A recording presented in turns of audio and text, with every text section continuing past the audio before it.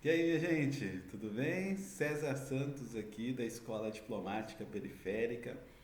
Hoje eu vou usar esse tempo para bater um papo com você que estiver mais tranquilo ou mais tranquila, falar um pouco sobre o concurso de admissão à carreira de diplomata e no final do vídeo eu vou entregar o ouro para vocês, o que eu acho que pode fazer com que vocês passem de fase ainda esse ano. Eu queria começar dizendo que eu fiz a prova 8 vezes. Então, para você que já me conhece, já me ouviu falar sobre isso, é importante reforçar toda vez, ou quase toda vez que eu falo, porque eu dou muito valor a cada vez que eu fui lá fazer a prova. Eu não fui fazer a prova uma única vez. Eu não fui fazer a prova 2 vezes, 3 vezes, 4 vezes. Fui fazer a prova 8 vezes. E isso tem um impacto na formação do candidato. Ainda que eu não tenha sido aprovado, é bem verdade que eu acumulei uma experiência que, na minha opinião, é um patrimônio. Eu, quando olho para a prova hoje, olho para a prova de uma maneira muito diferente de quando eu olhava da primeira vez ou da segunda vez. Hoje, mais maduro, mais experiente, eu olho para a prova com um olhar como ela é de fato, sabe? E não por impressões emocionais ou porque impressões podem surgir de outras pessoas e te influenciem. Hoje eu consigo olhar para a prova como ela é. Quando eu criei a Escola Diplomática Periférica, a ideia inicial era levar essa boa nova para a periferia. Assim, na minha época, ninguém me disse que eu poderia me tornar diplomata. Eu achava uma coisa muito distante.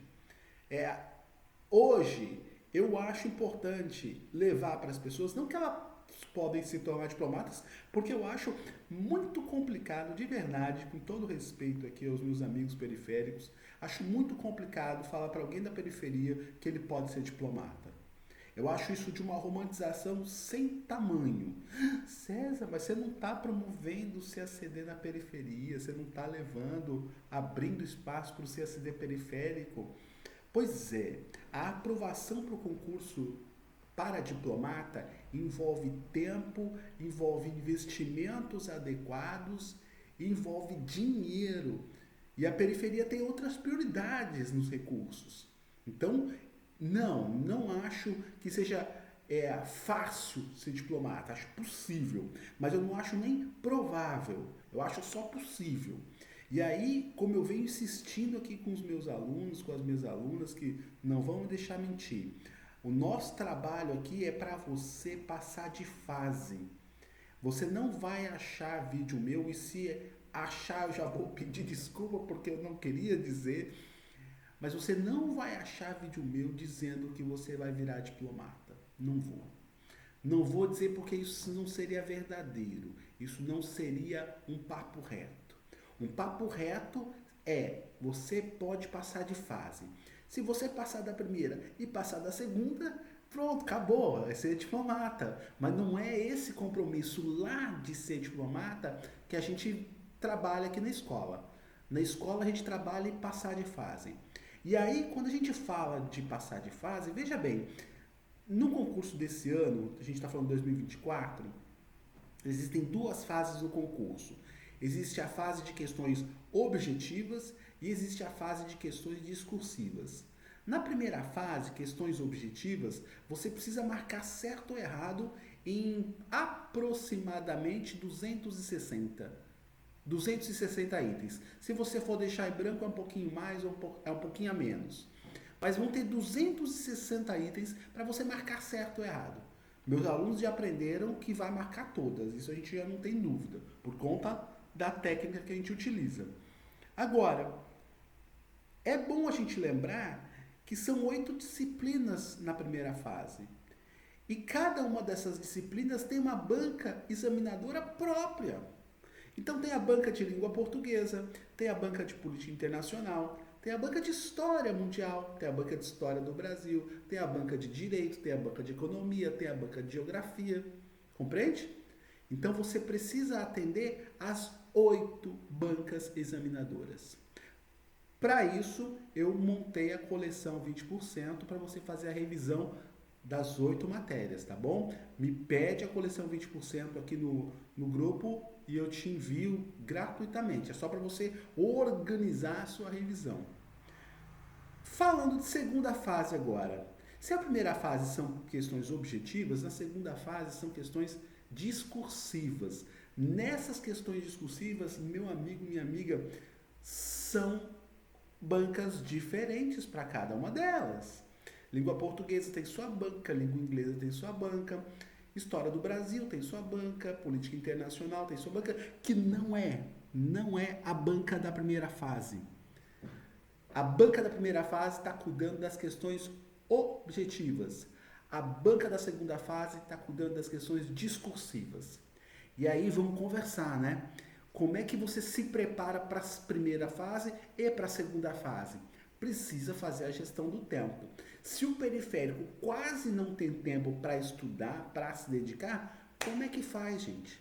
Não vamos romantizar. A equipe está aqui para dar o suporte, mas a gente não vai fazer milagre. Nesse momento que saiu a publicação do edital, o meu convite é para você passar de fase. Então, concentre na primeira fase do concurso.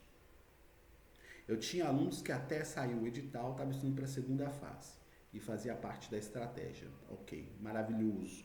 Porque afinal de contas, a pessoa estava querendo, não dá para garantir da primeira fase, mas saber que se passasse da primeira ia ter o que escrever na segunda, né? Então ela estava estudando para a segunda, mais de vários alunos estudando, preparando para a segunda fase. Mas agora que o edital abriu, nós vamos estudar essencialmente para a primeira fase. Nós vamos marcar COE em 260 itens. Bem, se você estiver interessado na técnica que a gente utiliza para marcar e para preencher o formulário, a gente chama a prova de formulário. É uma ideia, uma metáfora para que você não fique tão nervoso, tão ansioso, tão ansiosa para fazer a prova, né? Quando você não fica ansioso nem ansiosa para fazer para preencher um formulário, o que haveria de ficar nervoso ou nervosa para preencher o formulário do CACD? Não há razão, né? E a gente, outra coisa, né? A gente preenche o que a gente sabe e depois a gente vai marcando. Então, alto lá, não tem muita coisa aí, não tem muito mistério aí. É claro, é fácil falar dias antes da prova, aí no dia. Será que o formulário não vai pegar fogo?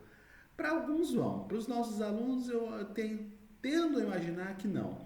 Porque a gente tem treinado a execução da prova. E aí eu queria também te reforçar o convite, dizendo que a gente está todo dia no Meet, das 8 às 9 da noite, das 20 horas às 21 horas, fazendo um treinamento de prova, só da primeira fase.